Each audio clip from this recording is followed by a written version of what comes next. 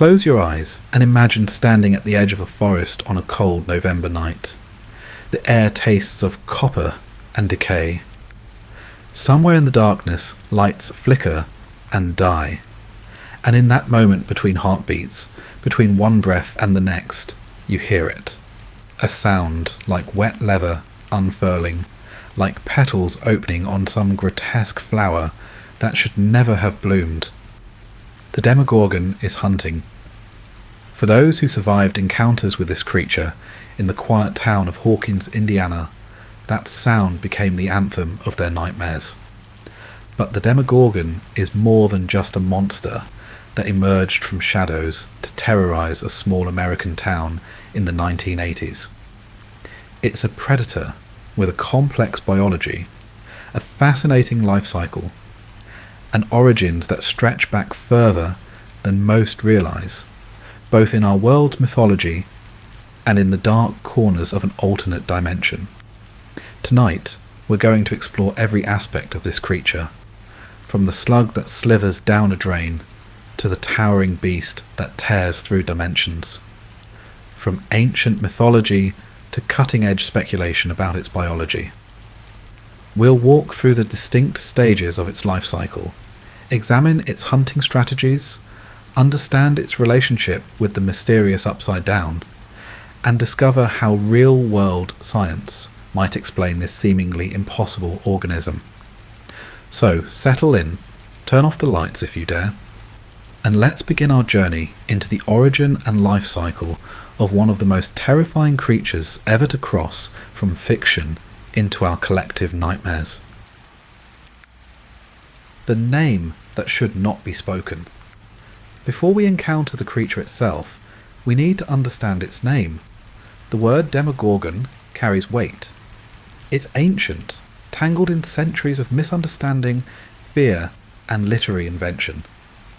The name didn't originate in a small Indiana town, nor did it spring fully formed from the minds of creative storytellers. Instead, it emerged from what scholars believe was a mistake, a misreading that took on a life of its own. In the 5th century, a Christian scholar named Lactantius Placidus was writing a commentary on the works of the Roman poet Statius.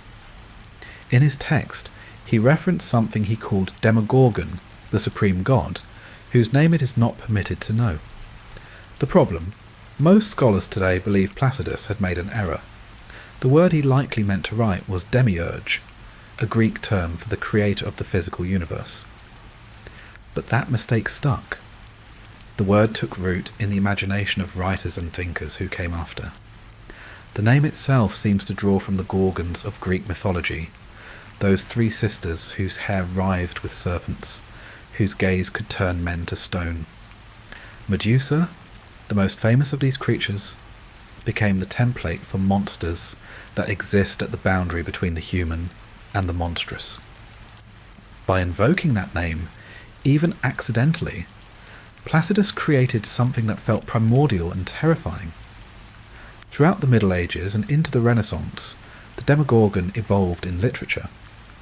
Writers characterized it as a powerful demon, sometimes as an ancient deity, always as something that dwelled in darkness and commanded fear. In Christopher Marlowe's Dr. Faustus, written around 1590, the doomed scholar invokes the name of Demogorgon while calling upon the demon Mephistopheles, treating it as a force of such power that merely speaking it could summon supernatural entities. John Milton, in his epic poem Paradise Lost from 1667, referred to it as the dreaded name, linking it to the rebellion of angels and the fall of man. In Milton's earlier work, he explained the Demogorgon as the ancestor of all gods in ancient mythology, giving it a genealogical primacy that elevated it above even Zeus or Odin. Edmund Spenser, in The Fairy Queen, described it as one of the rulers of hell, dwelling down in the bottom of the deep abyssi, a creature of ultimate darkness residing in the deepest pit imaginable. But the Demogorgon's journey didn't end in dusty poetry and forgotten plays. It found new life in the 20th century through the game Dungeons and Dragons, where it became the Prince of Demons. In that game's mythology, the Demogorgon was depicted as a two-headed demon lord of the abyss, a creature of madness and destruction with tentacles and reptilian features. Each of its heads possessed different powers, and its very presence could drive mortals insane. It became one of the most feared adversaries a party of adventurers could face. When 4 boys sat around a table in a basement in Hawkins, Indiana, in November of 1983, they were playing Dungeons and Dragons. Their dungeon master, young Mike Wheeler, slammed down a game piece and declared the arrival of the ultimate threat to their fictional quest. "The Demogorgon!" he shouted. None of them knew that within hours, one of them would vanish, taken by something that deserved that terrible name. When they later encountered the eyeless, flower-faced predator from another dimension, when they needed a word to describe the indescribable, they reached for that name, the Demogorgon. A name born from an ancient mistake, carried through centuries of nightmares, and finally bestowed upon a creature that exceeded even the darkest imaginings of poets and game designers. The name fits. It carries the weight of literary horror, the resonance of myth, and the specific terror of childhood games where monsters lurk just beyond the light of the basement. For those who faced it, the name stopped being fiction.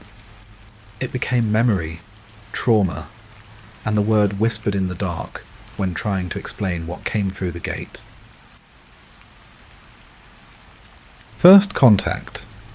When worlds collided.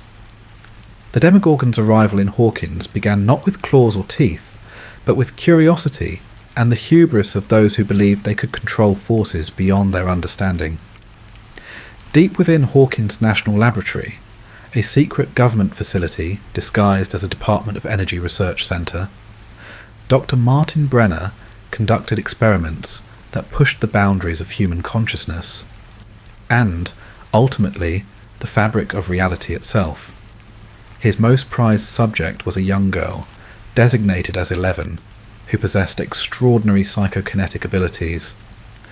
Brenner had raised her in the laboratory, trained her, tested her, pushed her powers to their absolute limits. In November of 1983, he ordered her to undertake a remote viewing exercise. Using a sensory deprivation tank filled with salt water, 11 would enter a deep psychic state, a mental void where she could project her consciousness across vast distances, eavesdropping on targets that conventional espionage could never reach. The mission was straightforward. Brenner wanted her to spy on a Russian agent. Cold War paranoia ran deep in the early 80s, and the ability to listen in on Soviet communications without leaving American soil seemed like the perfect intelligence coup. 11 submerged herself in the tank, let the salt water cradle her, and sent her mind out into the darkness. But something went wrong. In that psychic void, that mental space between consciousness and the unknown, 11 encountered something else. She heard it first. A sound that didn't belong in any human space. A wet, organic breathing. A presence that felt alien and hungry. Terror gripped her immediately. Every instinct screamed at her to pull back, to sever the connection, to return to her body and the relative safety of the laboratory. The experiment was aborted in panic. Brenner, however, was not a man easily deterred by fear. If anything, the mysterious presence intrigued him. On November the 6th, 1983, he insisted they repeat the experiment. This time he wanted more than observation. He ordered 11 to make contact with whatever she had sensed in the void. 11 had no choice but to obey. She entered the tank again, found that mental space again, and this time pushed deeper into the darkness. She saw it then, the creature. It was hunched over something in a landscape that seemed wrong in ways her young mind struggled to comprehend. The thing it fed upon looked like an enormous egg, yellow and organic, pulsing with some internal life. The creature itself was tall, humanoid, but distinctly inhuman, its form lean and predatory. With tremendous hesitation and mounting dread, 11 reached out and touched it, made contact. The moment her psychic awareness brushed against the creature's consciousness, everything changed. A gate tore open. Not metaphorically, not gradually, but instantaneously. In the wall of the tank room, reality cracked. The breach spread like a wound in the fabric of space itself, a rip between dimensions through which something cold and toxic began to seep. The Demogorgon came through. It emerged from that tier in reality into a world of fluorescent lights and terrified scientists. Chaos erupted immediately.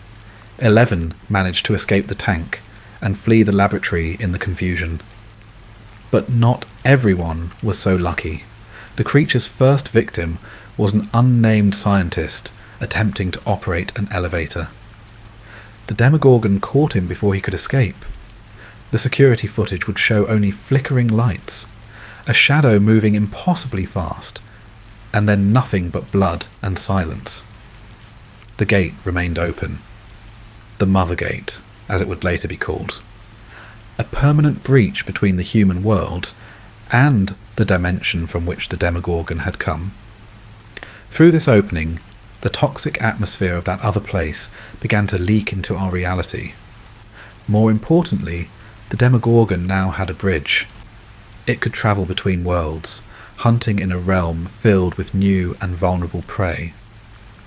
That same night, the creature made its way to the edge of Hawkins proper, to a road called Mirkwood that ran through a wooded area near the laboratory.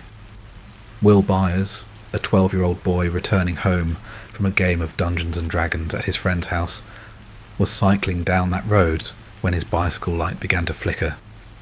He stopped, turned around, and saw something emerging from the shadows. The Demogorgon had found its first real prey in the human world. It moved with terrible speed and purpose. Will ran. He made it to his house, fumbled with his keys, got inside and locked the door. But locks and walls meant nothing to a creature that could tear through dimensions. The Demogorgon unlocked the door, though it never touched the handle. Telekinesis, perhaps, or some other ability born from its connection to psychic energies. Will fled to the shed, grabbed a rifle, and tried to defend himself. The Demogorgon didn't even pause. It took the boy and dragged him into the Upside Down. Over the following week, the creature would claim more victims. Barbara Holland, a teenager who had been sitting alone by a swimming pool, was snatched and killed. 2 hunters in the woods met the same fate. Each time, the Demogorgon had demonstrated an ability to open temporary portals, tears in reality that looked like organic wounds, through which it could move between dimensions at will. Each time, it left behind only traces of slime, the lingering scent of decay, and the flicker of dying lights. The first contact had been made. The Demogorgon now knew about the human world, about the abundance of prey that existed there, and the people of Hawkins were about to learn that some doors, once opened, can never be fully closed. Anatomy of a nightmare. To truly understand the Demogorgon, we need to examine its physical form with the kind of clinical detail usually reserved for natural history museums or medical texts. But this is no ordinary creature. Every aspect of its anatomy seems designed to inspire fear while serving as a perfectly adapted hunting machine. The first thing anyone notices about a fully grown Demogorgon is its face, or rather, the absence of one. Where you'd expect to find eyes, a nose, human features of any kind, there's only smooth flesh that seems too pale, almost translucent in certain light. The head appears almost flower-like when closed, with distinct petal-like segments that remain shut until the creature detects prey. This closed configuration gives it an alien, incomplete appearance, as if the head is still forming or belongs to something that exists between plant and animal kingdoms. But when those petals open, everything changes. The segments peel back to reveal a gaping maw that seems far too large for the skull that contains it. Inside this opening are rows upon rows of teeth, not the organised dental arrangement of a mammal, but rings of razor-sharp serrated edges that fill the cavity in concentric circles. These teeth are designed for one purpose: to grip and tear flesh. They angle inward, making escape impossible once they've closed on a victim. The mouth can open to an almost impossible width, allowing the creature to consume large chunks of prey or to roar with a sound that combines the shriek of a dying animal with something mechanical and wrong. The lack of eyes might seem like a disadvantage, but the Demogorgon has evolved or been designed with other senses that more than compensate. Its sense of smell is extraordinary, operating on a level that defies normal biological explanation. The creature can detect blood from remarkable distances, and not just in its immediate environment. The Demogorgon has demonstrated the ability to smell blood across dimensional boundaries. When Nancy Wheeler cut her hand in the normal world, the creature detected it from within the Upside Down and travelled between dimensions to hunt her. This suggests that its olfactory system operates on both chemical and perhaps psychic or quantum levels, detecting molecular signatures across the barriers of reality itself. The creature's body is humanoid in basic structure, but distinctly non-human in proportion and appearance. An adult Demogorgon stands between 6 and 10 feet tall, with most specimens observed clustering around 7 to 8 feet. Its build is lean but powerfully muscled, with long limbs that give it an unsettling reach.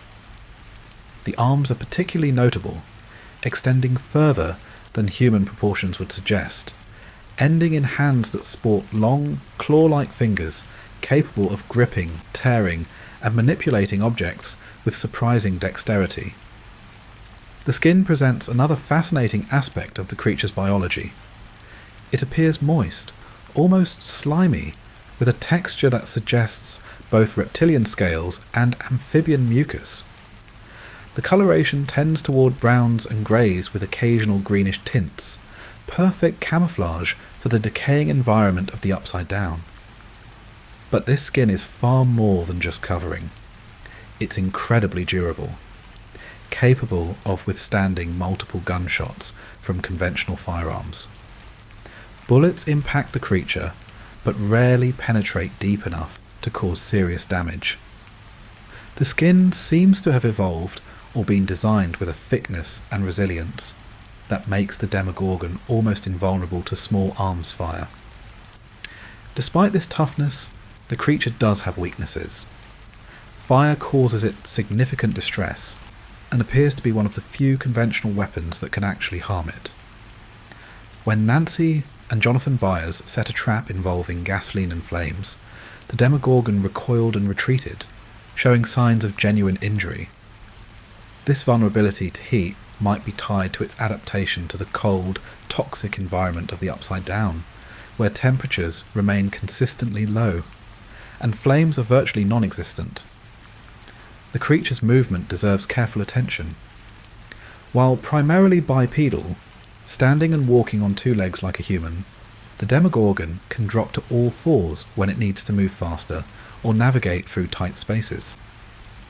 This quadrupedal gait resembles that of a large predatory cat or a primate, allowing it to achieve bursts of incredible speed.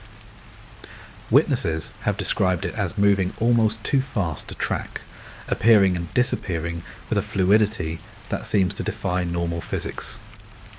Part of this speed might be enhanced by its ability to phase between dimensions, essentially teleporting short distances by briefly entering the Upside Down and re-emerging elsewhere. The creature possesses strength that far exceeds what its frame would suggest.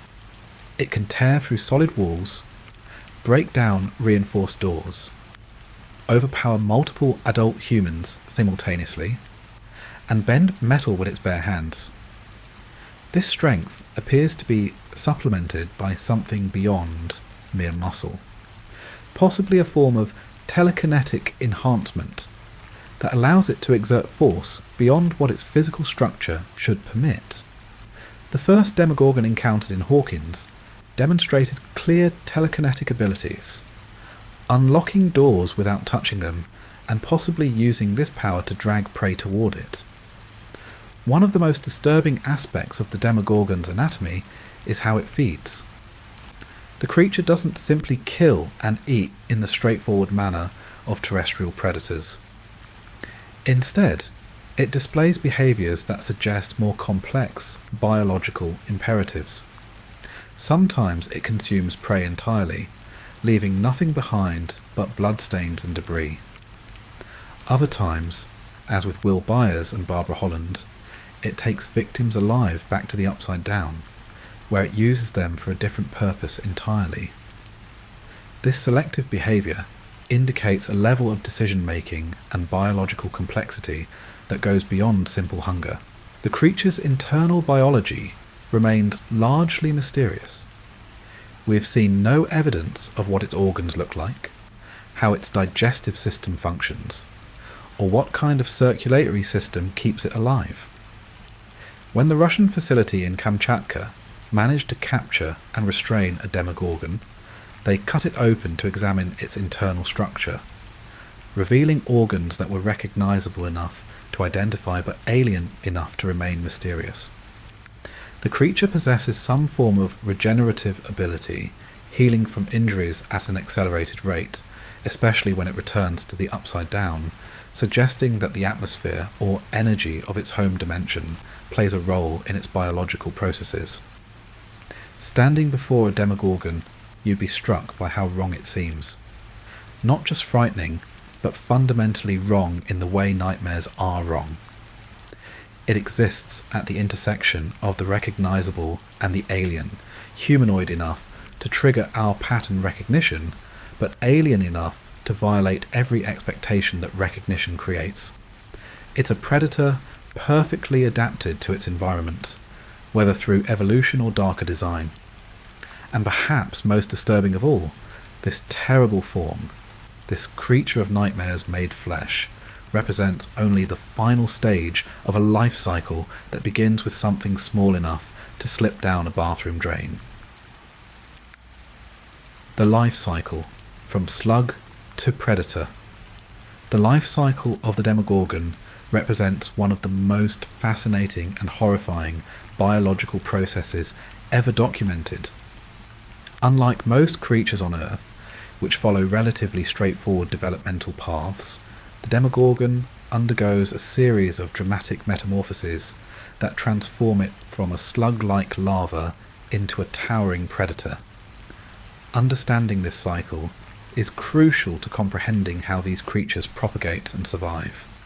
The production team behind documenting these creatures internally labelled the stages with names like pollywog, frogogorgon, catagorgon, demodog, and demogorgon for the mature form. Let's examine each transformation. Stage 1. The larval form.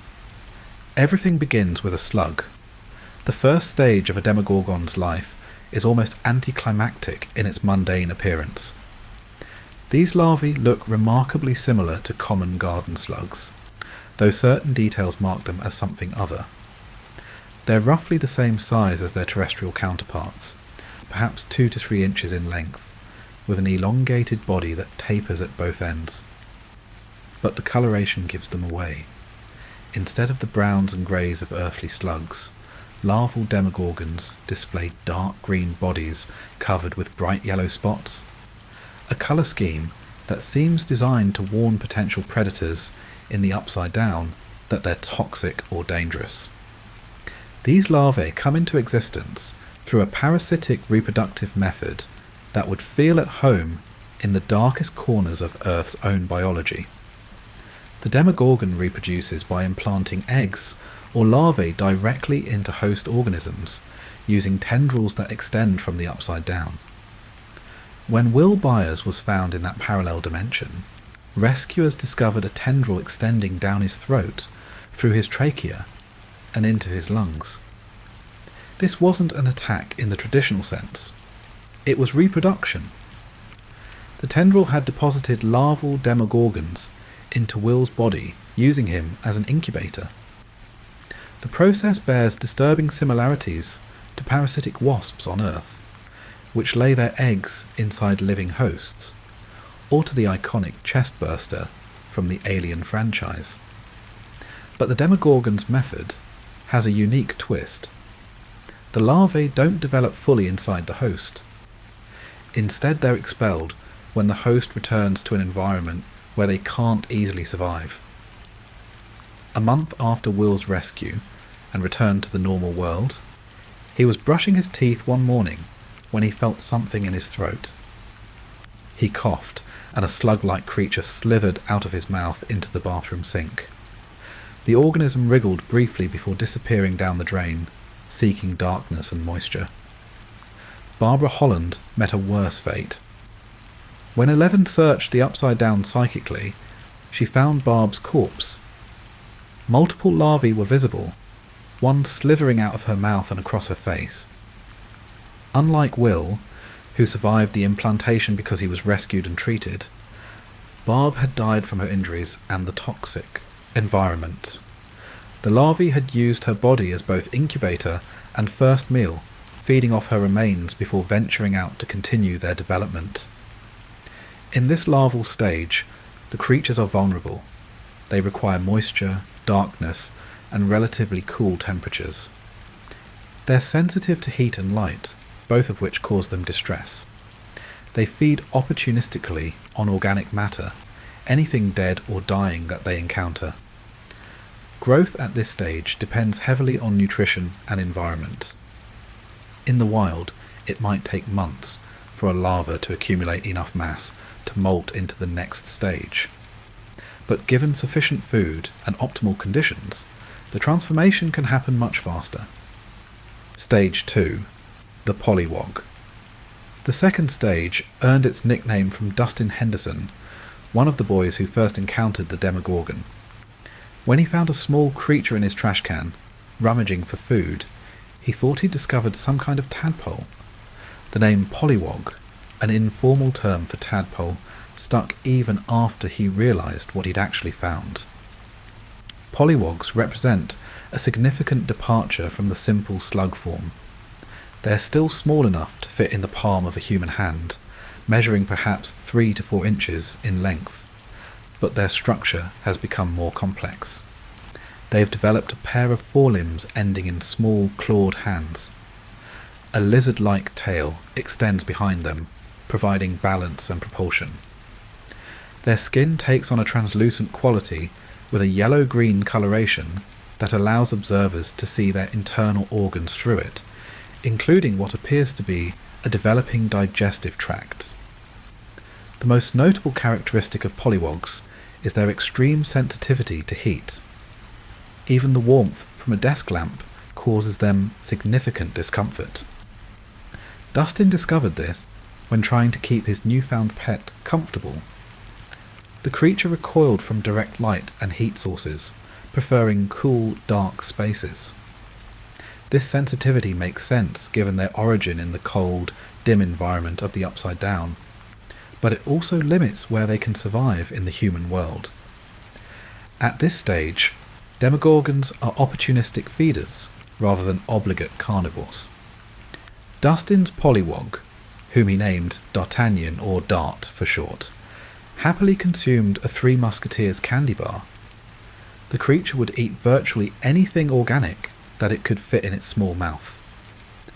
This stage focuses on accumulation of mass and energy, preparing the organism for the more dramatic transformations ahead. Behaviourally, polywogs display a certain vulnerability that can make them seem almost cute, at least to someone who doesn't know what they'll become. Dart formed what appeared to be an attachment to Dustin, responding to his presence and even seeming to recognise him. This pseudo-affection would prove significant later, but at this stage it made the creature seem more like a pet than a monster. Stage 3. The Frogogorgon. The third stage doesn't come through traditional molting like the previous transformation. Instead, the pollywog begins to change in place. Its skin darkens significantly, shifting from the pale yellow-green to a deeper, richer green that approaches brown. Body mass increases dramatically, and most notably, the creature sprouts a second pair of limbs. The hind legs emerge, transforming the creature from a two-legged tadpole-like form into a four-legged proto-reptilian animal. The term Frogogorgon comes from the internal production notes of the creative team, never intended for public use, but descriptive enough to understand the stage. The creature now resembles a large frog or toad, though one with distinctly reptilian characteristics. It's grown to roughly the size of a large house cat, perhaps 8 to 12 pounds, and its movements have become more coordinated and purposeful. Small, sharp teeth begin to develop in the creature's mouth during this stage. The diet shifts subtly but significantly. While the Frogogorgon will still consume non-meat foods if necessary, it begins to show a preference for flesh. This is the stage where the creature starts to display predatory behaviours rather than simple foraging. It becomes more aware of its surroundings, more capable of identifying potential prey, more willing to hunt rather than scavenge. The skin continues to develop its characteristic durability. While still vulnerable to serious injury, the Frogogorgon can withstand minor cuts and abrasions that would have seriously harmed it in earlier stages. The resistance to heat improves marginally. The creature can now tolerate indirect sunlight without severe distress, though it still prefers shadows and cool environments. Stage 4. The Catagorgon. Once the Frogogorgon has consumed sufficient food, it undergoes another molt that transforms it into what the production team called the Catagorgon. This is the first stage where the creature becomes unambiguously dangerous to humans. Now roughly the size of a large house cat or small dog, weighing perhaps 15 to 20 pounds, the Catagorgon develops the signature feature that will define its appearance for the rest of its life, the petal mouth.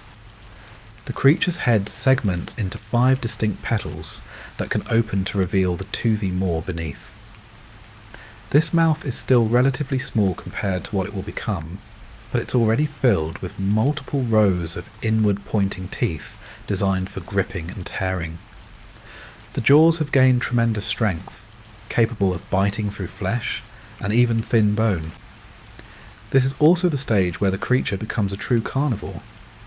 It requires meat now, and lots of it, to fuel its continued growth. Dustin discovered this horrifying fact when he came home to find that Dart had escaped his terrarium and killed his cat, Muse. The creature had consumed most of the unfortunate animal, leaving only blood and fur as evidence of its feast. The skin has darkened further and gained substantial resistance to damage.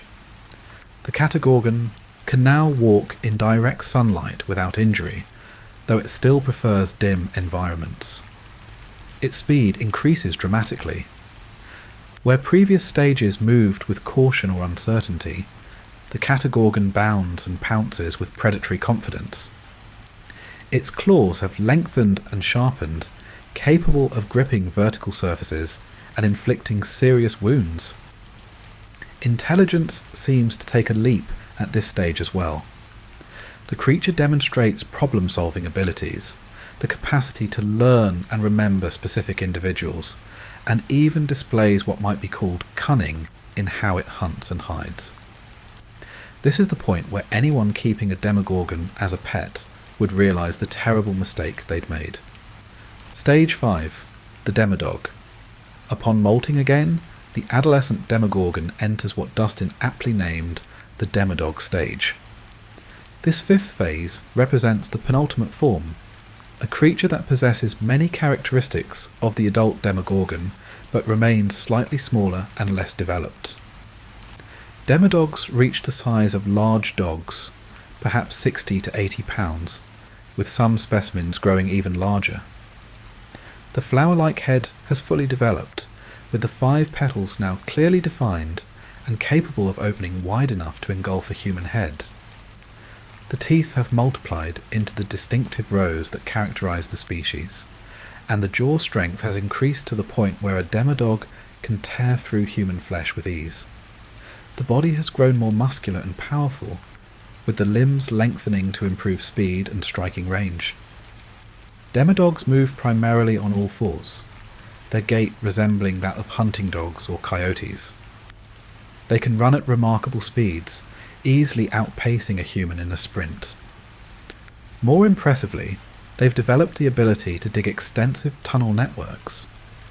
When the Mind Flayer established a presence beneath Hawkins in 1984, it used packs of demodogs to create a vast underground maze of passages through which they could travel unseen beneath the town. The pack behaviour becomes pronounced at this stage. Unlike the solitary tendencies of earlier forms, demodogs coordinate their actions, hunt in groups, and respond to each other's calls. They demonstrate tactical thinking, capable of flanking manoeuvres and coordinated attacks that suggest either remarkable intelligence or control by a hive mind. When confronted by potential prey, they don't simply attack mindlessly.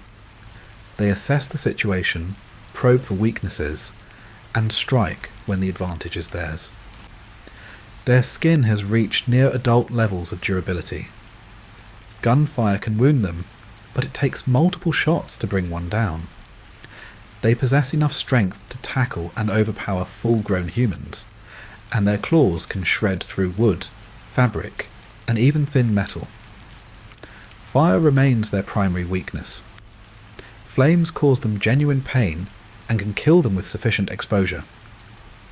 However, demodogs lack some of the supernatural abilities of adult demogorgons.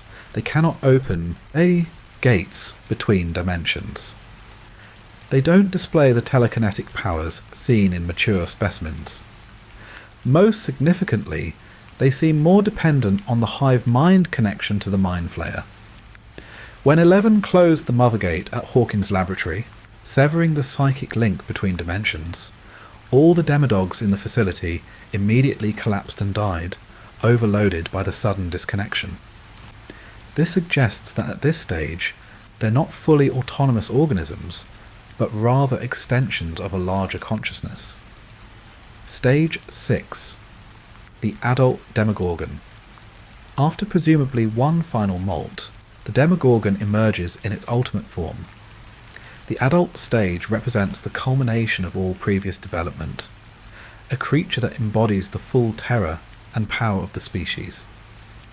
Adults stand between 6 and 10 feet tall, weighing several hundred pounds, with frames that combine lean muscle with predatory grace.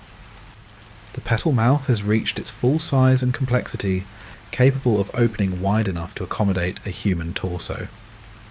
The teeth, now numbering in the hundreds, fill the cavity in concentric rings, ensuring that anything caught in that maw has no chance of escape.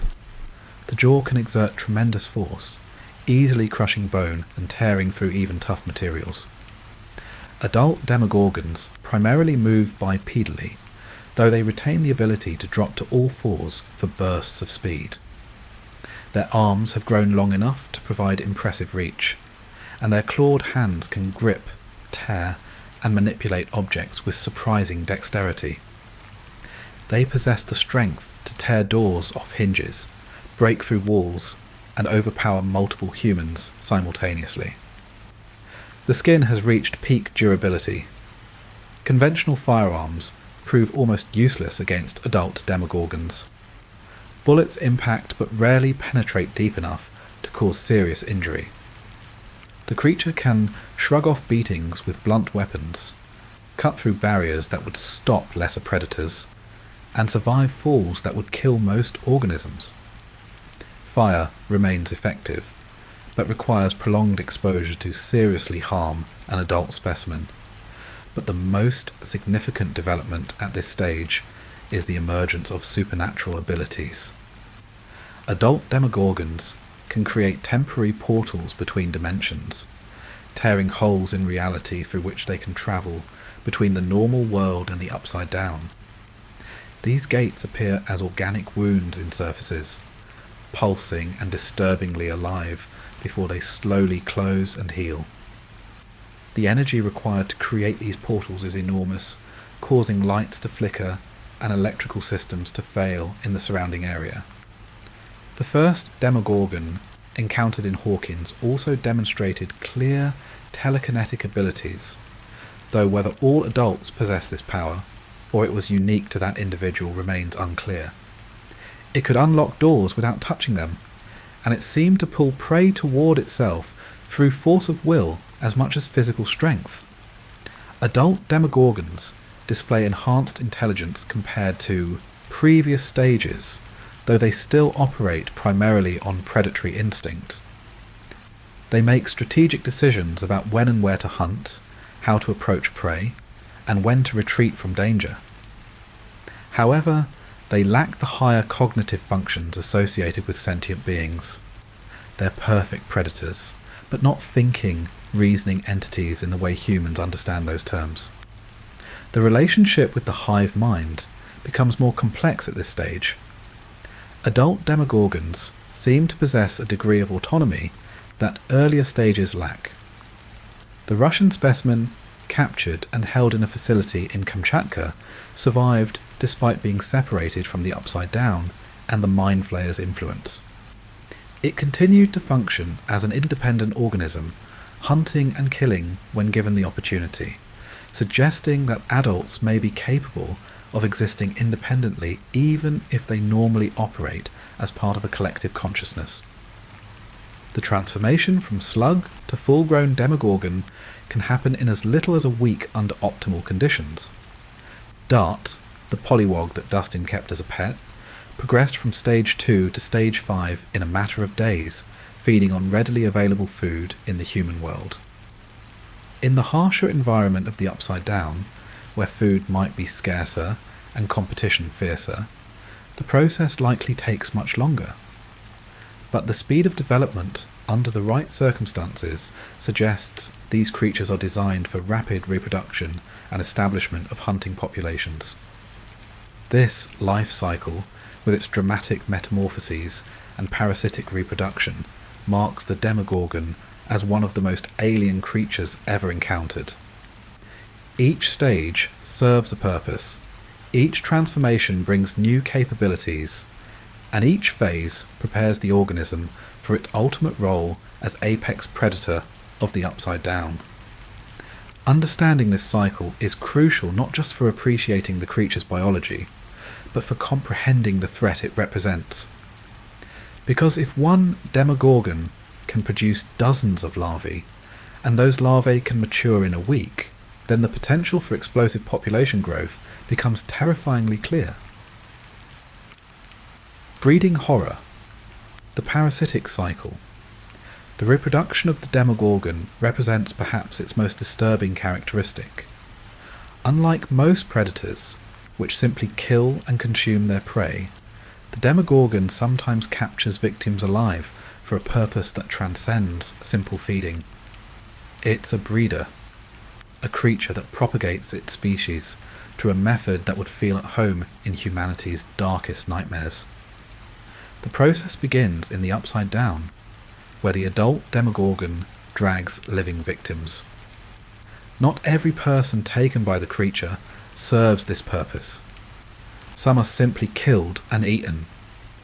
But certain individuals, chosen through criteria we don't fully understand, are kept alive for something far worse.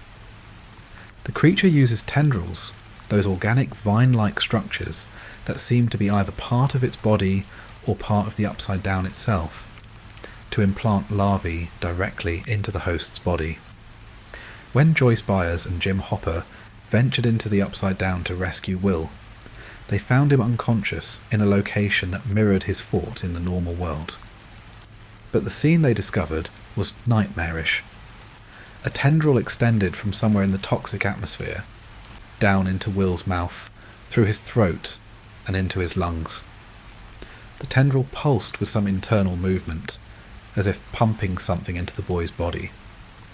The rescuers tore the tendril away and extracted Will from that hellish dimension, but the damage had been done. A month after his return, Will began experiencing episodes where he coughed up slug-like creatures. These weren't symptoms of conventional illness. They appeared to be larvae that had been implanted, organisms that couldn't survive in his warm body and the oxygen-rich atmosphere of the human world. His physiology was expelling them. Each slug that slithered down the drain represented a potential new Demogorgon, assuming it could find suitable conditions to continue developing. Cool, dark, moist environments like those in the Upside Down. The comparison to cichlid fish is illuminating. Certain species of cichlids practice mouth brooding, where the female carries developing eggs and larvae in her mouth, protecting them until they're ready to survive on their own. An extinct Australian frog called Rheobatrachus took this even further, developing its tadpoles in its stomach. The Demogorgon's method combines the worst aspects of both strategies, using unwilling hosts as living incubators. But there's a darker parallel in Earth's biology. Parasitic wasps lay their eggs inside living caterpillars or other insects. The larvae hatch and begin feeding on the host from the inside, carefully avoiding vital organs to keep the host alive as long as possible. When the wasp larvae are ready to pupate, they burst out of the host's body, killing it in the process. The Demogorgon's method is similar, but even more horrifying because it uses intelligent, sapient hosts who can comprehend what's happening to them.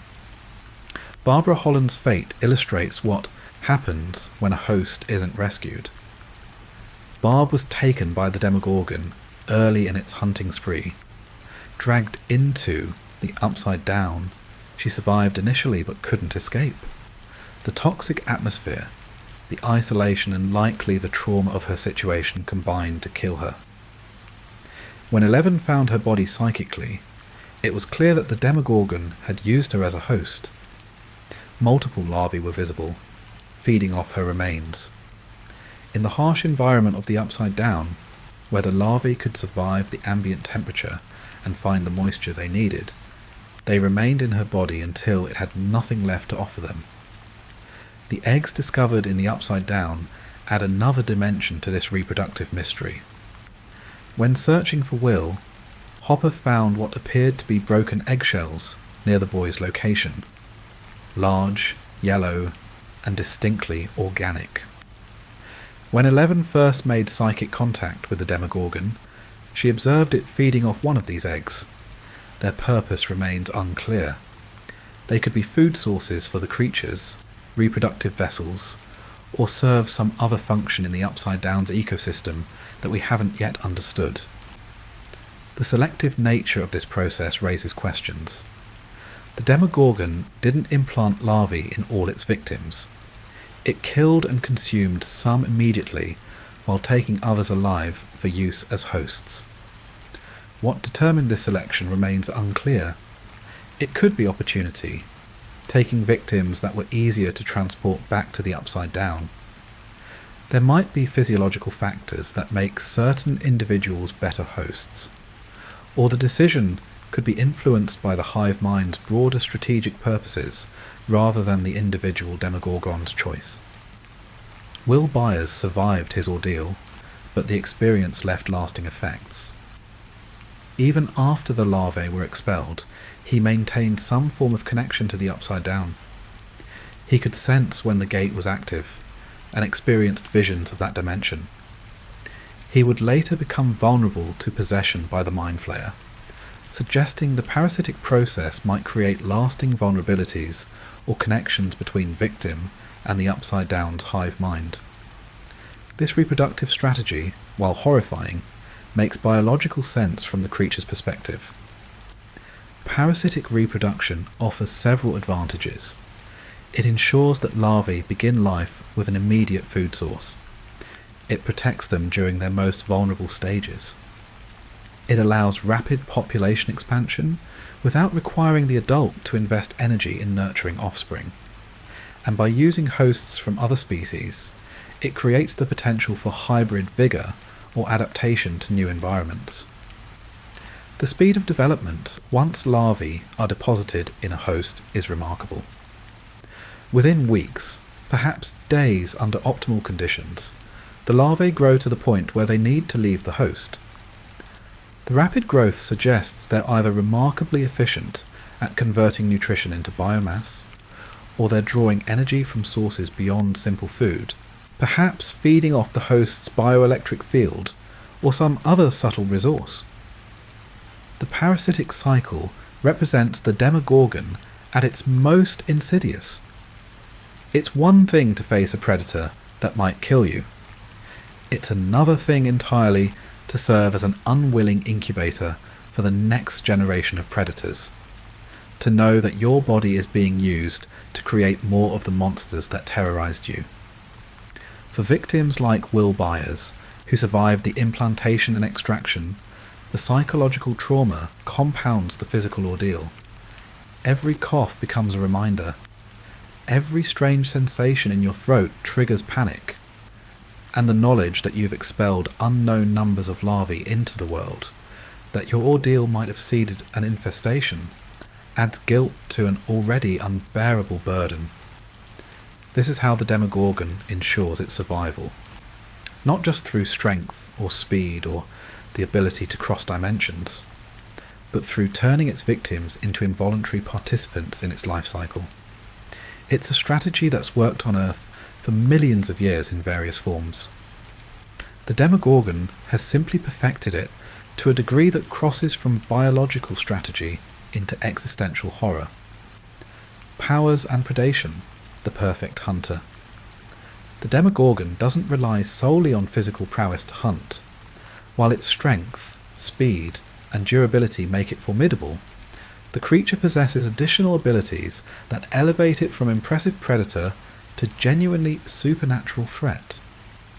Understanding these powers is crucial to comprehending both how it hunts and why it's so difficult to defend against. Blood detection across dimensions. The Demogorgon's most famous and terrifying ability is its capacity to detect blood at incredible distances and through dimensional barriers. This isn't simple smell in the way we understand it. Sharks can detect 1 part per million of blood in water, tracking prey across miles of ocean. The Demogorgon operates on a similar principle, but expanded to a degree that defies conventional physics. Nancy Wheeler discovered this horrifying reality firsthand.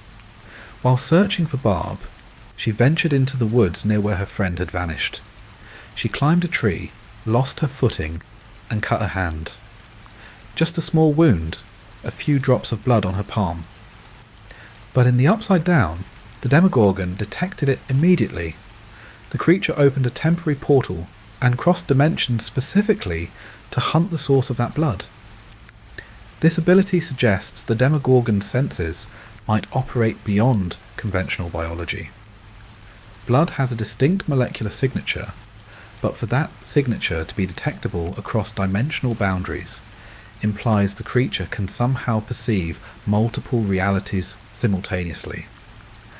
Whether this works through quantum principles, psychic awareness, or the hive-mind connection remains unknown. What's certain is that the creature treats blood like a beacon, able to lock on to even tiny amounts from remarkable distances and across the barrier between worlds. Once the Demogorgon locks onto a blood trail, it becomes relentless. The scent drives it into a hunting frenzy that overrides caution or even self-preservation. This is both its greatest advantage and a potential weakness. The creature's focus on blood makes it predictable. Knowing this, potential victims can use blood as bait, drawing the Demogorgon into traps or ambushes. Nancy and Jonathan Byers exploited this weakness, luring the creature with their own blood and catching it in a trap involving gasoline and fire. Interdimensional travel. The adult Demogorgon can tear holes in reality, creating temporary portals between the normal world and the upside down. These gates appear as organic wounds in whatever surface the creature chooses. Walls, floors, the bark of trees, even the still surface of a swimming pool. The edges of these portals pulse and writhe as if alive, and the opening itself seems to exude a kind of psychic distress, a wrongness that causes instinctive revulsion in observers. Creating these portals requires enormous energy.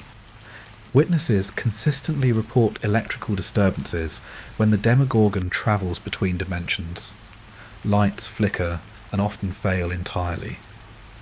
Electronic devices malfunction. Phone lines crackle with static. Radio transmissions become garbled. The creature is somehow drawing power from the surrounding environment, or perhaps the act of tearing through dimensional barriers releases energy that disrupts electromagnetic fields. Mr. Clark, the science teacher at Hawkins Middle School, theorized that interdimensional travel would require a massive amount of energy, more than humans are currently capable of creating. If he's correct, then each time the Demogorgon creates a portal, it's wielding considerable power. This power could come from the creature itself, or it might channel energy from the upside down itself. The consistent electrical disturbances suggest massive energy draws from the surrounding environment. The portals don't remain open indefinitely. Small gates, the ones created for the Demogorgon's personal use, typically seal themselves within minutes or hours. The membrane that separates dimensions seems to have an elasticity, a tendency to return to its natural state once the force holding it open is removed. Larger gates, like the Mother Gate at Hawkins Laboratory, require constant energy input to stay open, suggesting that the barrier between worlds exerts pressure to close breaches. Interestingly, not all Demogorgons appear to possess this ability. The Russian specimens captured in 1985 couldn't create their own portals. They required human technology to open gates for them. This suggests that either the ability to travel between dimensions is something Demogorgons learn or develop over time, or the first Demogorgon encountered in Hawkins was unique in some way. Its connection to 11, formed during their initial psychic contact, might have granted it abilities that others of its species don't naturally possess. Superhuman strength and durability. A Demogorgon can tear through a solid wooden door as easily as a human might rip paper. It can bend metal, break concrete, and overpower multiple adult humans simultaneously. This strength far exceeds what its visible musculature should permit, suggesting either extremely dense muscle tissue, or perhaps some form of enhancement we don't yet understand. Its durability matches its strength. The Demogorgon's skin can withstand multiple gunshot wounds, beatings with blunt objects, and significant blunt force trauma. Nancy shot the creature at close range with a revolver, and while the bullets clearly impacted, they failed to seriously injure it. Police emptied their service pistols into a Demogorgon with similarly minimal effect. The creature's hide seems to possess both the toughness of reptilian scales and some form of energy absorption that dissipates kinetic force. However, this durability has limits. Fire proves consistently effective, causing the creature genuine pain and lasting harm. The heat might damage its ability to regulate temperature, crucial for an organism adapted to the cold environment of the Upside Down. Or perhaps fire disrupts whatever psychic or supernatural protections reinforce its flesh, leaving it vulnerable to more conventional damage. 11 psychic attacks proved capable of destroying a Demogorgon completely. When she confronted the creature in the middle school gymnasium, she didn't just kill it. She disintegrated it, reducing the entire organism to ash, or perhaps transporting it entirely out of this dimension. This suggests that psychic or reality warping powers can bypass the creature's physical defenses entirely, attacking it on a level where conventional durability provides no protection. Possible telekinetic abilities. The first Demogorgon displayed what appeared to be telekinetic capability. When pursuing Will Byers to his house, the creature unlocked the door without physically touching it. The lock simply opened, the chain sliding free, allowing entry. Whether this was true telekinesis or some other mechanism remains unclear. This apparent ability raises questions. If the Demogorgon can manipulate objects psychically, why wasn't this power used more consistently? Several explanations present themselves. The ability might be limited in scope or strength, capable of handling simple locks but not more complex barriers. It could require significant energy, making it situational rather than standard practice. Or perhaps only certain specimens possess this capability. The later revealed connection between the Demogorgon and Vecna offers another possible interpretation. Vecna possesses powerful telekinetic abilities and influence over creatures from the upside down. What appeared to be the Demogorgon's own power might have been Vecna acting through it, using his abilities to assist the hunt. This would explain why later specimens didn't display the same capability. They weren't being directly guided by a telekinetic entity. Regeneration Demogorgons appear capable of healing from injuries at an accelerated rate, particularly when they return to the upside down. Creatures that have been wounded can retreat to their home dimension and emerge later with damage significantly reduced. This healing isn't instantaneous or unlimited. Severe trauma can overwhelm the creature's capacity to recover. Damage from fire seems to heal more slowly than other injury types. This regenerative capacity could be tied to the atmosphere of the upside down. What proves toxic to humans might provide healing properties to creatures evolved in that environment. The connection to the hive mind might also play a role. A Demogorgon in the human world is operating outside its native conditions, and returning home allows it to recover more effectively. Hunting behaviour and patterns. Observing how the Demogorgon hunts reveals both intelligence and limitation. The creature operates primarily on instinct and programmed behaviour rather than conscious thought. It identifies prey, pursues prey, kills prey. The process is remarkably efficient but also somewhat predictable. The Demogorgon prefers isolated targets. It rarely attacks groups unless forced to or unless operating with other Demogorgons in a pack. This makes strategic sense.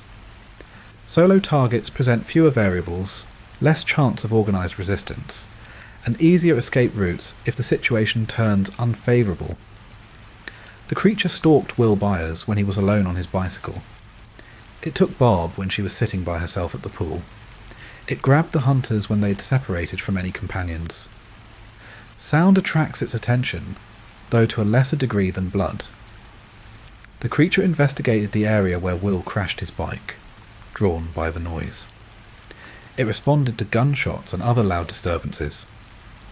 This might be simple predator behaviour, investigating potential sources of prey, or it might indicate that the creature uses sound as a secondary sense to compensate for its lack of eyes. Once the Demogorgon commits to a hunt, it displays remarkable persistence. It tracked Will through the woods, to his house, and finally to the shed where the boy tried to make his stand. It pursued Nancy through the forest despite being injured. It returned to Hawkins Middle School, following the scent of blood from Eleven's nosebleed. This persistence serves it well in the sparse environment of the Upside Down, where prey is rare and must be pursued relentlessly when found. However, the creature also demonstrates a capacity for tactical retreat. When confronted with fire or overwhelming force, it can break off an attack and withdraw. This suggests enough self-awareness to recognize danger and enough cognitive function to override its hunting drive when survival demands it. It's not mindlessly aggressive. It's a predator that understands the difference between persistence and foolishness. The Demogorgon's selection of hunting grounds shows pattern recognition, or perhaps direction from the hive mind. The creature focused its activities around Mirkwood, the wooded area near Hawkins' laboratory, and the gate. This makes strategic sense. The gate provided easy access to the human world. The forest offered concealment, and the isolation of the area meant fewer witnesses and less organised resistance.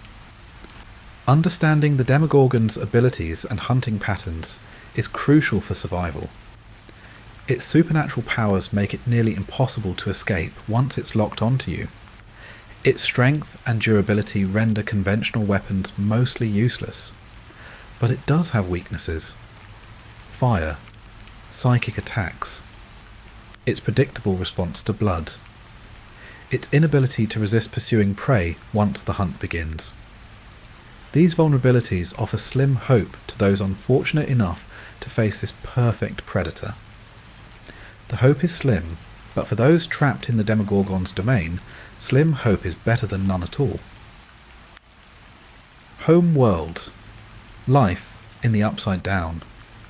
To understand the Demogorgon completely, we must examine its native environment, the dimension called the Upside Down. This parallel reality serves as the creature's natural habitat, and the adaptations that make the Demogorgon such an effective predator in our world are specifically designed for survival in that toxic, hostile dimension.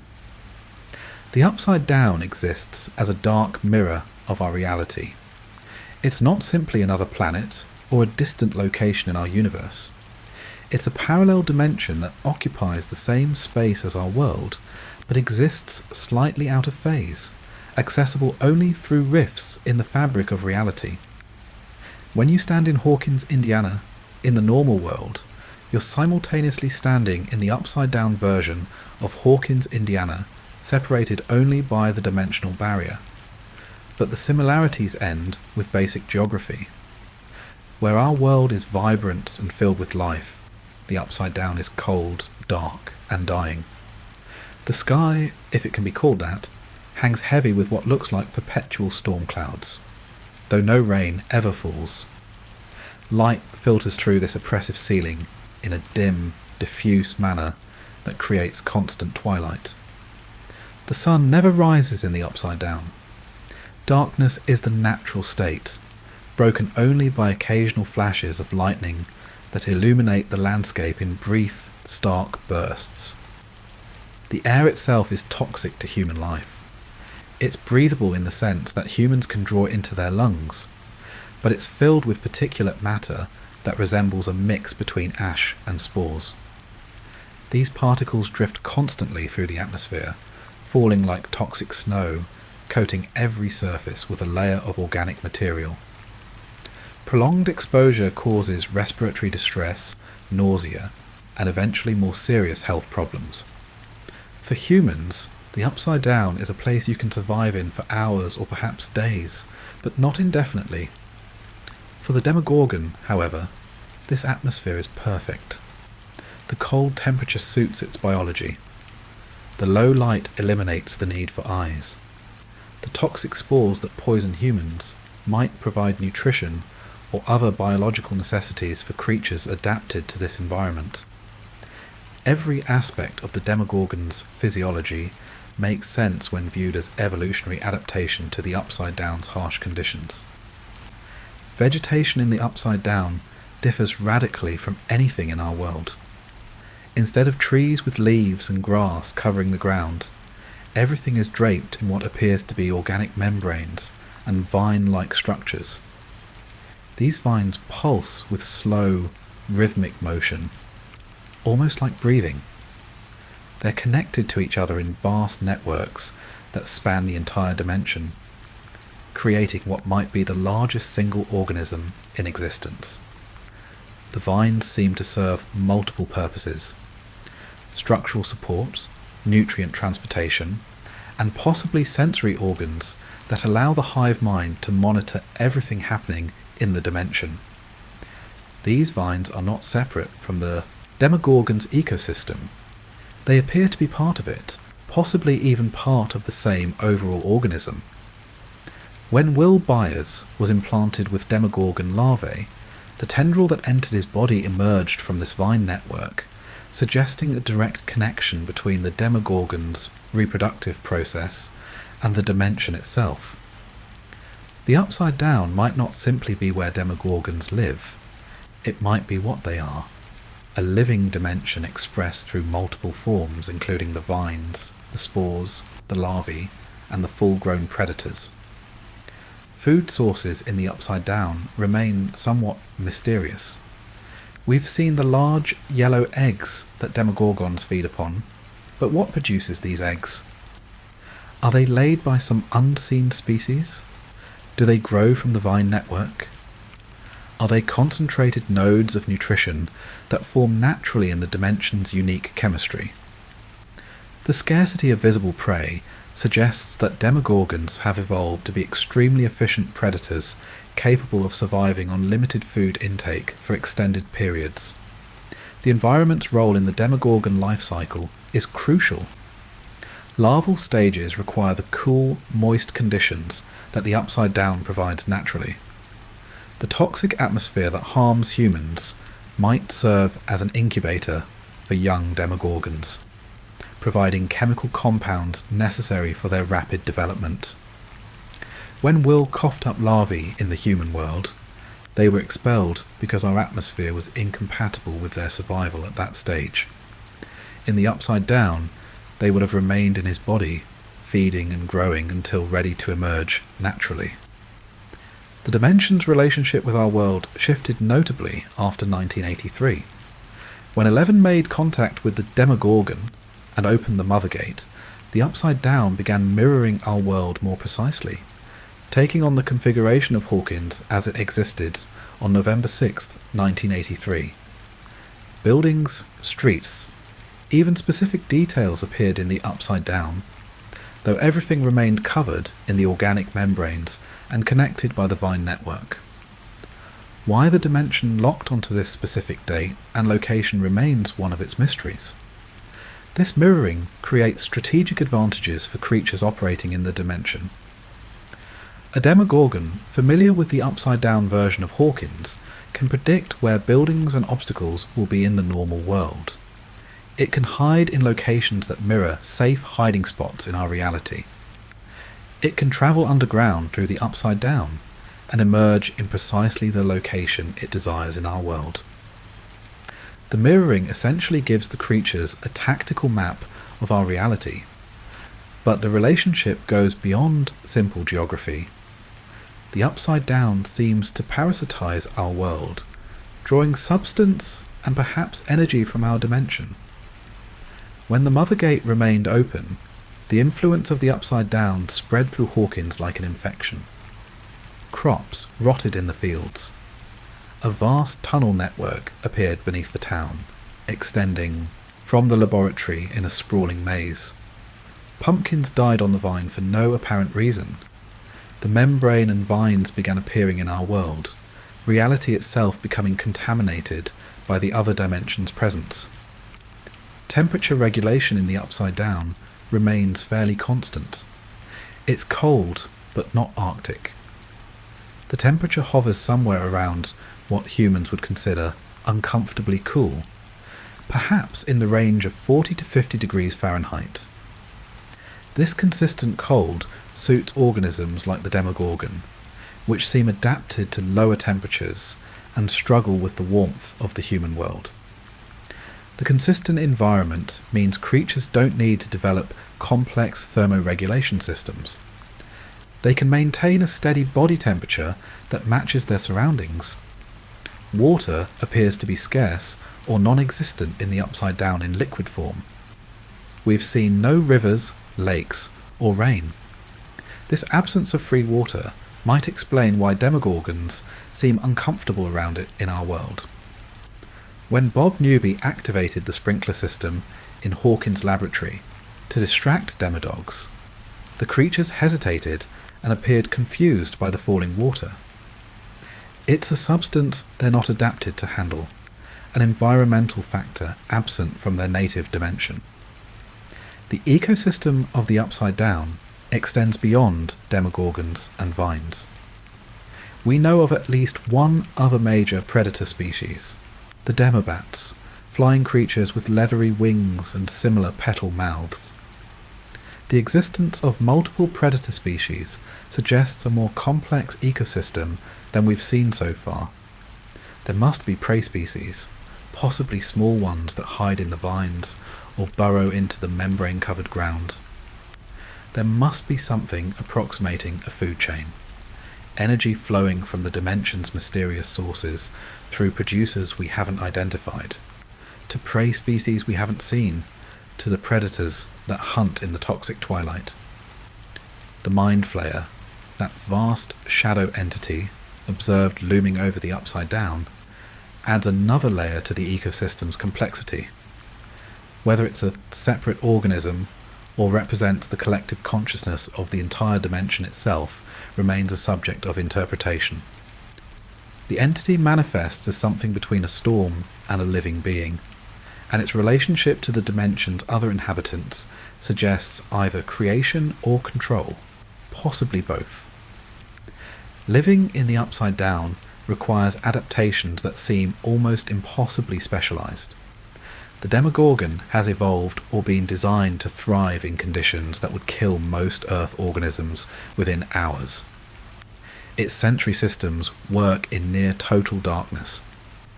Its respiratory system processes toxic atmosphere as easily as we breathe air.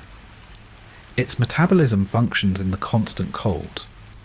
Its digestive system extracts nutrition from food sources that might be completely alien to Earth biochemistry. Every aspect of its biology is tuned to this specific environment.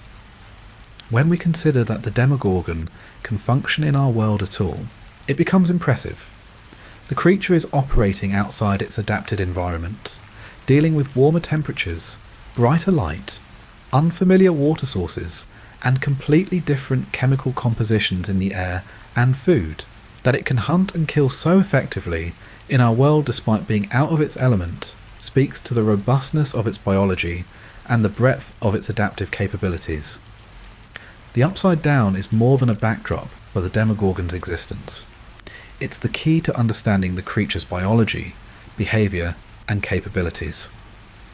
The dimension shaped the predator through evolutionary pressure or conscious design, creating an organism perfectly suited to survive in one of the most hostile environments imaginable.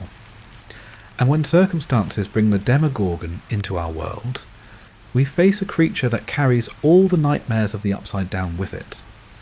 A predator from hell stepping into our peaceful reality and reminding us that we're not the apex species in the broader multiverse.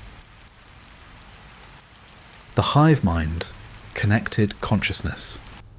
One of the most disturbing aspects of Demogorgon biology is its connection to a larger collective intelligence. These creatures don't operate as truly independent organisms. Instead, they function as part of a hive mind, extensions of a vast consciousness that encompasses much or all of the Upside Down. Understanding this connection is crucial to comprehending both the capabilities and vulnerabilities of the species. The hive mind appears to be centered around or controlled by the Mind Flayer, that enormous shadow entity first observed by Will Byers during his visions. The Mind Flayer manifests as a massive, spider-like silhouette towering over the landscape of the Upside Down, composed of what appears to be living darkness shot through with lightning. Later discoveries would reveal that a powerful psychic being named Vecna, who had been trapped in the Upside Down years earlier, appeared to have influence over or connection to this entity. The full nature of this relationship, whether Vecna created the Mind Flayer, merged with it, or simply commands it, remains complex. What's clearer is that Demogorgons respond to direction from the Mind Flayer, making them part of a larger hierarchy of control. Evidence for the hive-mind connection appears throughout observations of Demogorgon behaviour. When multiple demodogs surrounded Steve Harrington and a group of children in a junkyard, they didn't attack immediately. They coordinated, testing the defences, probing for weaknesses. Then suddenly, all of them broke off the attack simultaneously and ran toward Hawkins' laboratory. They hadn't received any visible signal. No sound carried across the junkyard. Yet every creature responded to the same command at the same instant, suggesting a psychic communication that transcended normal sensory channels. The nature of this psychic connection becomes clearer when we examine what happens when it's severed. In late 1984, 11 closed the mother gate at Hawkins' laboratory, sealing the breach between dimensions. The moment that gate closed, every demodog in the facility collapsed and died. They didn't simply lose coordination or become disoriented. They died instantly, as if the severance of their connection to the hive mind caused catastrophic biological failure. This suggests that at the demodog stage, the creatures are not fully autonomous. They require the constant presence of the hive mind to survive. Their consciousness, if they have individual consciousness at all, is more of a sub-process of the larger intelligence rather than an independent mind. When that connection breaks, they shut down like biological machines whose operating system has been deleted. Adult Demogorgons, however, demonstrate more autonomy. The specimen captured by the Russians in Kamchatka survived for years separated from the Upside Down and presumably cut off from direct contact with the Mind Flayer. It continued to hunt, kill, and function as an apex predator despite being alone and isolated.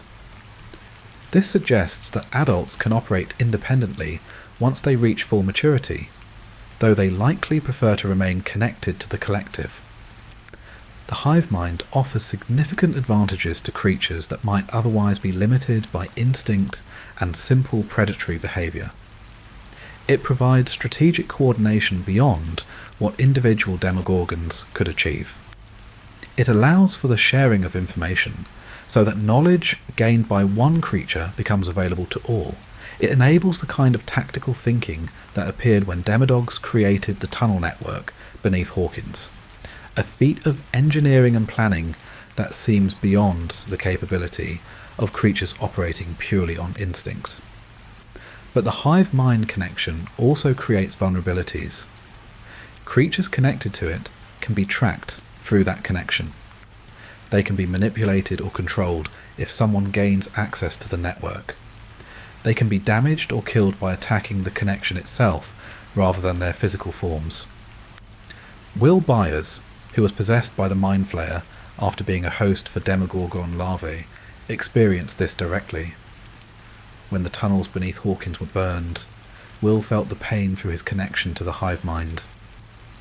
The fire didn't touch him physically, but the damage inflicted on the connected organisms transmitted through the psychic link.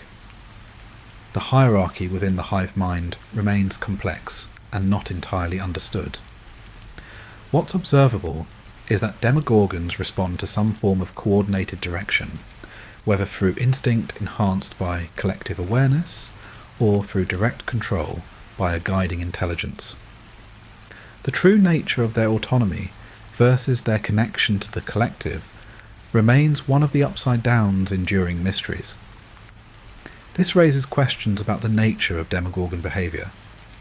When the first Demogorgon hunted Will Byers, was it following pure predatory instincts, or was there direction from a larger intelligence? When demodogs swarmed Hawkins' laboratory, were they acting on nature or executing a coordinated strategy? The answer seems to involve both. The hive mind doesn't appear to replace individual instinct entirely, but rather channels and directs existing predatory drives toward specific purposes. Communication within the hive mind appears to be instantaneous regardless of distance.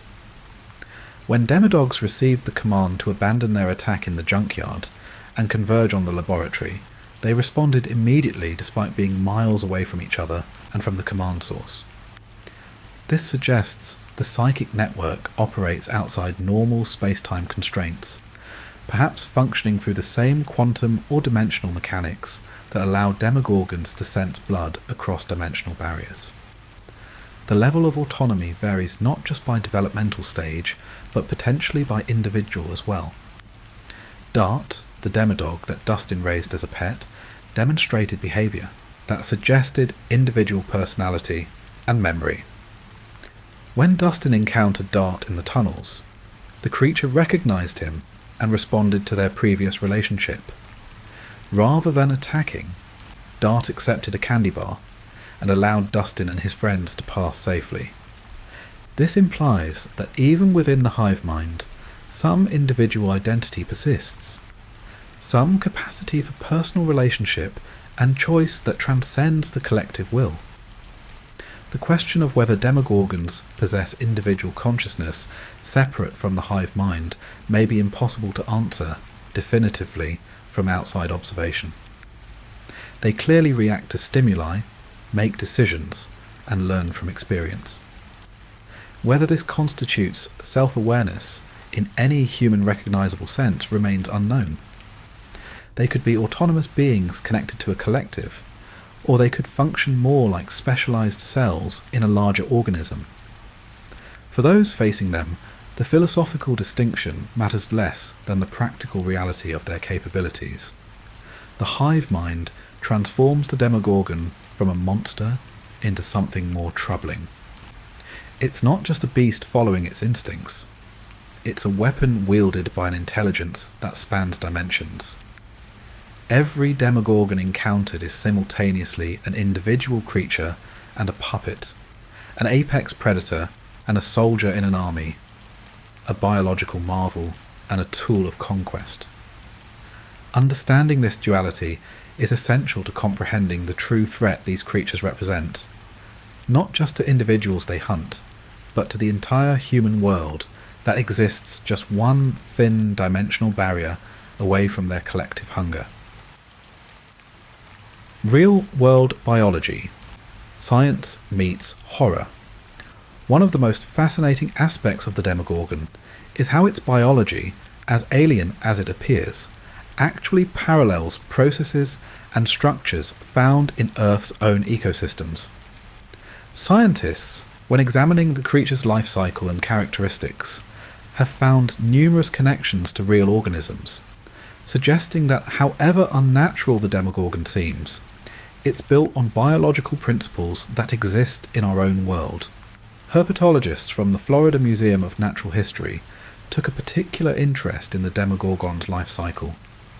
The metamorphosis from slug-like larva through increasingly complex stages to a bipedal adult reminded them immediately of amphibian development. Frogs and salamanders undergo similar transformations, beginning as aquatic larvae with simple body plans and gradually developing the complex structures needed for their adult forms. Dr. David Blackburn, an associate curator of herpetology, pointed out that the Demogorgon's development follows patterns common to many Earth species. The larval stage focuses on feeding and growth. The pollywog stage develops basic structures like limbs and sensory organs. Subsequent stages refine these structures and add new capabilities. Each transformation represents a fundamental reorganization of the organism's body plan, exactly the kind of metamorphosis seen in countless terrestrial species. However, Blackburn also noted some interesting differences. Demogorgons develop their forelimbs first, then their hind limbs, which is the opposite order of amphibian development. Tadpoles grow their back legs first, using them for swimming and propulsion before their front legs emerge for walking. The reversed pattern in Demogorgons suggests an adaptation to different environmental pressures. Perhaps in the upside down, the ability to grasp and manipulate objects with front limbs provides more survival advantage than locomotive power from hind limbs. The shift in diet during the life cycle also parallels amphibian development. Tadpoles are primarily herbivorous or omnivorous, feeding on algae and organic detritus. As they mature into frogs or toads, many species become carnivorous, actively hunting insects and other prey. Demogorgons follow a similar pattern, starting as opportunistic feeders willing to consume candy bars and garbage, then transitioning to obligate carnivores that require fresh meat to survive. The parasitic reproductive method employed by demogorgons, while horrifying to humans, exists in various forms throughout Earth's ecosystems. Blackburn drew comparisons to cichlid fish that practice mouth brooding, carrying their young in their mouths until they're ready to survive independently. He also mentioned Rheobatrachus, the extinct Australian gastric brooding frog that developed its tadpoles in its stomach, shutting down digestive functions to create a safe internal environment for offspring. Parasitic wasps provide an even closer parallel. Certain species lay eggs inside living caterpillars or other insects. The wasp larvae hatch and consume the host from the inside, carefully avoiding vital organs to keep it alive as long as possible. When ready to pupate, they burst out, killing the host in the process. The Demogorgon's method of implanting larvae in living hosts follows this same strategy, using unwilling victims as living incubators and food sources for developing offspring. Mark Steger, the performer who portrayed the Demogorgon in the first season, described an interesting insight into the creature's biological classification. He imagined it as less of an animal or a plant, but more like a mushroom. The DNA is closer to an animal than it is to plants, but it is something different, like some kind of a fungus or a mushroom. This classification makes remarkable sense when you consider modern taxonomy. Fungi are genetically closer to animals than to plants. They occupy a unique kingdom of life, sharing characteristics with both plants and animals, but fully belonging to neither. Fungi can't move, but they're not photosynthetic. They absorb nutrients from their environment, breaking down organic matter and recycling it into the ecosystem.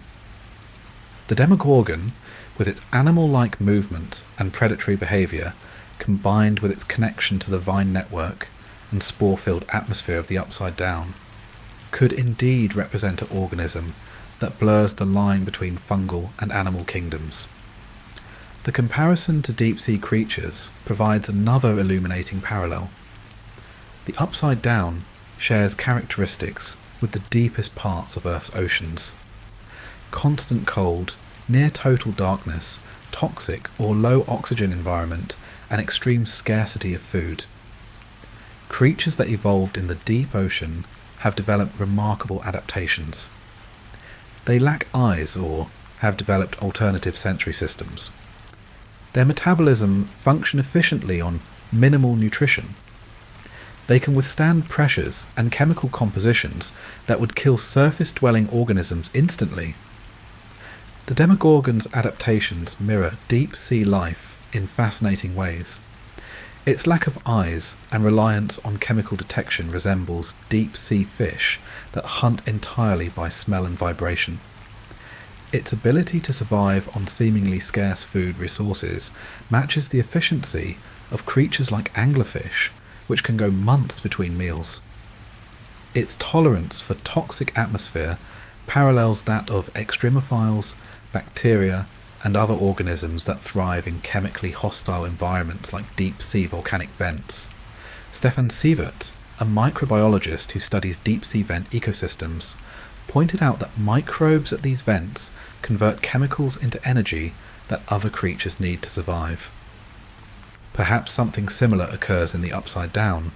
The vines and spores might serve as primary producers in the ecosystem, converting the dimension's unique energy or chemistry into biological compounds that predators like the Demogorgon can utilize. This would explain how an ecosystem that appears barren can support multiple species of large predators. The Demogorgon's hive-mind connection finds parallels in several Earth organisms. Slime molds can exist as individual cells, or come together to form a multicellular organism depending on environmental conditions. Ant and bee colonies function as superorganisms, with individual members serving specialised roles in service to the collective. Even some plant species communicate through underground fungal networks, sharing nutrients and warning signals across vast distances. The hive mind of the Upside Down operates on a grander scale, but the principle, individual organisms connected into a greater whole, exists throughout Earth's biosphere. Scientists have also speculated about potential vulnerabilities that might be exploited based on real-world biology. Blackburn noted that fungal pathogens have devastated amphibian populations worldwide in recent decades. If the Demogorgon truly has fungal characteristics, it might be vulnerable to specifically engineered fungal diseases. Similarly, many parasitic organisms have complex life cycles with vulnerable stages.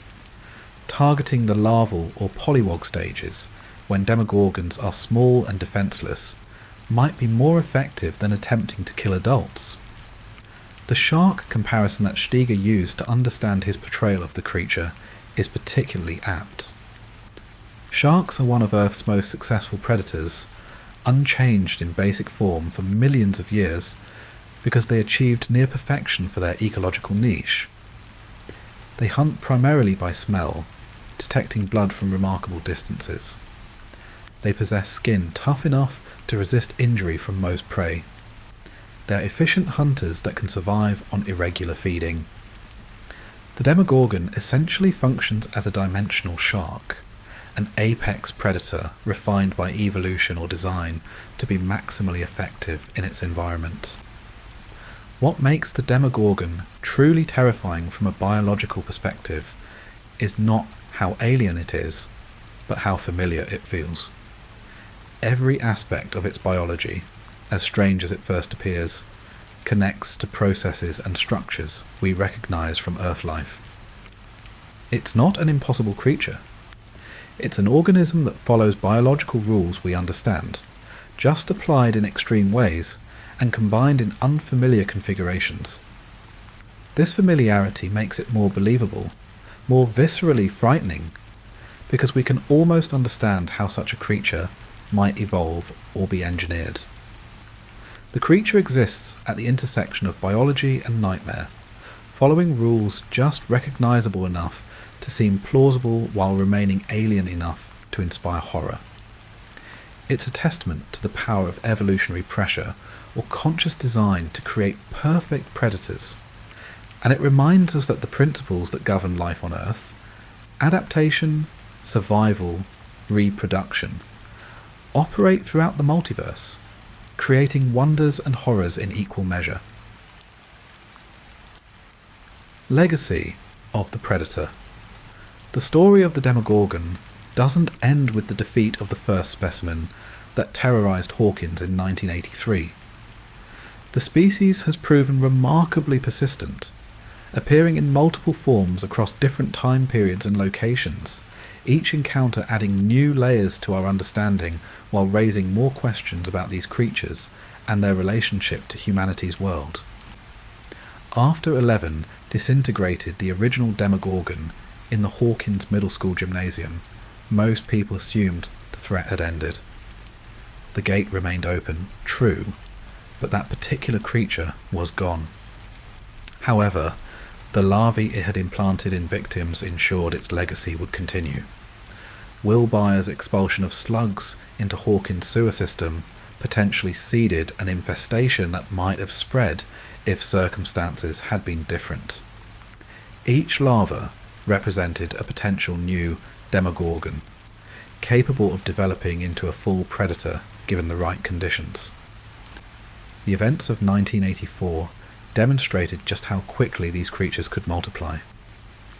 When Will became possessed by the Mind Flayer and the tunnel network spread beneath Hawkins, multiple demodogs appeared seemingly from nowhere. These adolescent Demogorgons served as the Mind Flayer's army, its shock troops in the assault on Hawkins' laboratory. Their coordinated attacks and strategic deployment showed how dangerous these creatures could be when directed by a controlling intelligence rather than simple predatory instinct. The death of the demodogs when 11 closed the mother gate suggested that sealing the breach might be enough to eliminate the threat. Without the connection to the upside down and the hive mind, the creatures couldn't survive. This offered hope that permanently closing all gates would end the Demogorgon menace once and for all. But that hope would prove premature. The Soviet Union's interest in the upside down and its inhabitant created a new chapter in the Demogorgon story. Using technology reverse engineered or independently developed, the Russians managed to open their own gate to the dimension beneath their base in Starcourt Mall in 1985. Through this gate, they extracted multiple specimens, including several demodogs and at least one that matured into a full adult Demogorgon. The Russians kept these creatures in a facility in Kamchatka, on Russia's eastern peninsula. The demodogs were stored in tanks filled with oxygenated water, kept alive but paralysed in a form of suspended animation. The adult Demogorgon, however, was kept active and used for a horrifying purpose. The Russians fed live prisoners to the creature, studying its hunting behaviour and attempting to determine if it could be weaponized. This adult specimen proved that mature Demogorgons could survive separation from the upside down for extended periods. Unlike the demodogs that died when 11 closed the first gate, this creature continued to function normally despite being cut off from its home dimension and the hive mind. Whether this autonomy is unique to adults, or whether the creature maintained some thin connection to the upside down through the brief moments when Russian scientists opened their own gates, remains unclear. The Kamchatka Demogorgon story reached a dramatic climax in 1986 when Jim Hopper, having survived his apparent death and been imprisoned in the Russian facility, was forced to fight the creature. Using fire as a weapon, the Demogorgon's most reliable weakness, Hopper and other prisoners managed to wound and temporarily escape the predator. In the chaos that followed, the creature broke free of its containment and wreaked havoc throughout the facility. In a final confrontation, the Demogorgon was ultimately killed, though not before causing significant casualties. Its death seemed to finally close the book on this particular specimen. But the creature had served its purpose, surviving long enough to demonstrate that Demogorgons could be captured, transported, and potentially controlled by human agency, raising terrifying questions about what other governments or organisations might attempt similar experiments. The appearance of multiple Demogorgons across different times and locations suggests the creatures might be more common than initially thought. Perhaps dozens or hundreds exist in the Upside Down, most never coming into contact with our world. The specimens we've encountered might represent a tiny fraction of the total population. This is simultaneously reassuring. We haven't seen the true extent of the threat, and terrifying. The full extent of the threat remains unknown. The question of whether new Demogorgons can spontaneously appear also remains unresolved. Are they born exclusively through the parasitic reproduction cycle, requiring hosts from our dimension? Or can they reproduce independently in the Upside Down through methods we haven't observed? The eggs that Demogorgons feed upon might play a role in reproduction that we don't yet understand. If they can reproduce without human hosts, then the species could thrive entirely within the Upside Down, building population regardless of whether gates to our world remain open.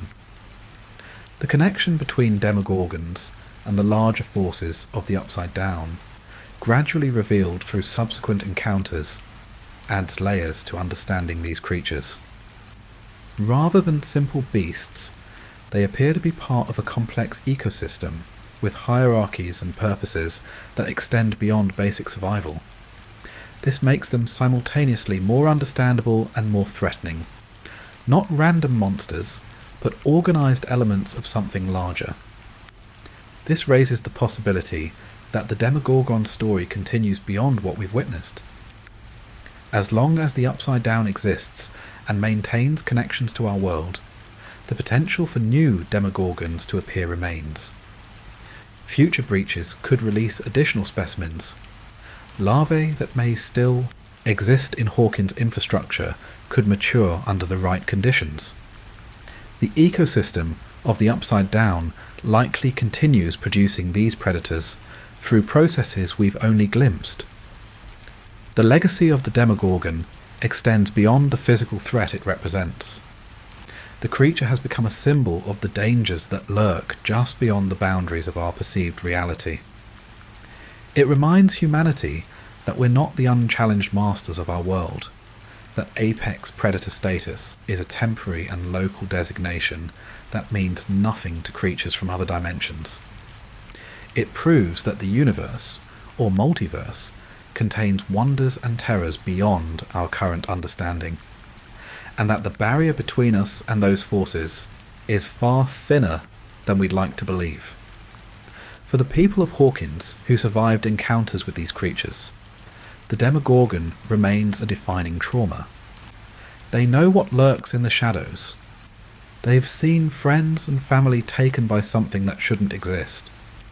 They've learned that monsters are real, that no lock can keep you safe, and that sometimes the only thing standing between humanity and annihilation is a handful of people willing to stand against the darkness.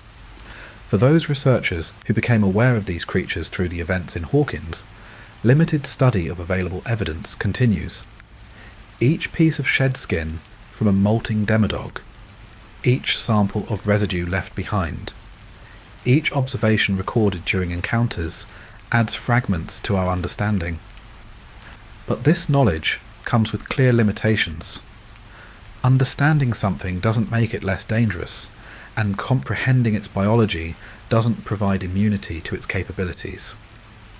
The Demogorgon serves as a reminder that the principles governing life, adaptation, survival, reproduction, operate in ways we're still learning to understand. It's a predator that challenges our assumptions about what's possible, blending familiar biological processes with capabilities that push beyond our current scientific framework. And somewhere in the Upside Down, in the cold and toxic dimension that mirrors our own, the question remains: how many more exist, and what might bring them through again?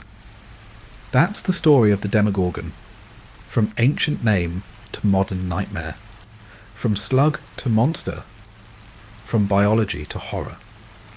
A creature that reminds us that the universe is vast and strange, and that humanity's understanding of life and death and the spaces in between remains incomplete. Whether more will come, whether the threat has truly passed, only time will tell. Until then, when the lights flicker and you hear something moving in the darkness, remember what you've learned here tonight. Remember that monsters are real. And remember that some flowers only bloom in darkness, their petals opening to reveal teeth and hunger, and the end of everything you thought you knew about the world. If you enjoyed this deep dive into the Demogorgon's origins and life cycle, please like this video and subscribe to the channel. There are more mysteries waiting in the darkness, more creatures to examine, more stories to tell. Until next time, sleep well, and maybe keep a light on, just in case. Close your eyes and imagine standing at the edge of a forest on a cold November night. The air tastes of copper and decay. Somewhere in the darkness, lights flicker and die. And in that moment between heartbeats, between one breath and the next, you hear it. A sound like wet leather unfurling, like petals opening on some grotesque flower that should never have bloomed. The Demogorgon is hunting. For those who survived encounters with this creature in the quiet town of Hawkins, Indiana, that sound became the anthem of their nightmares. But the Demogorgon is more than just a monster that emerged from shadows to terrorize a small American town in the 1980s. It's a predator with a complex biology, a fascinating life cycle, and origins that stretch back further than most realize, both in our world's mythology and in the dark corners of an alternate dimension. Tonight, we're going to explore every aspect of this creature, from the slug that slithers down a drain to the towering beast that tears through dimensions, from ancient mythology to cutting-edge speculation about its biology. We'll walk through the distinct stages of its life cycle, examine its hunting strategies, understand its relationship with the mysterious Upside Down, and discover how real-world science might explain this seemingly impossible organism. So settle in, turn off the lights if you dare, and let's begin our journey into the origin and life cycle of one of the most terrifying creatures ever to cross from fiction into our collective nightmares.